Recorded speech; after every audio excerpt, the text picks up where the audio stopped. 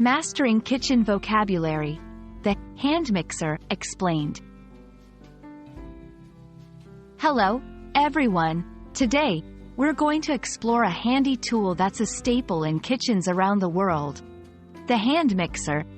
Whether you're a baking enthusiast or just starting out, understanding this device is key.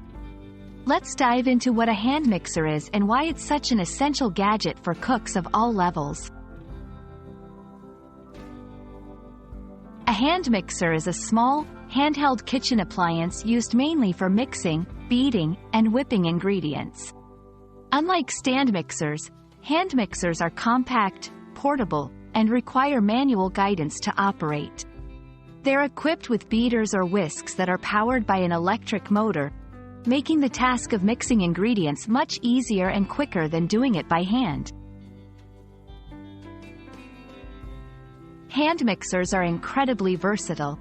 They can be used for a variety of tasks such as whipping cream, beating eggs, mixing cake batter, and kneading soft dough. The speed settings on a hand mixer allow for precise control, which is vital for achieving the perfect consistency in your recipes. When selecting a hand mixer, consider the power, speed options, weight, and attachments.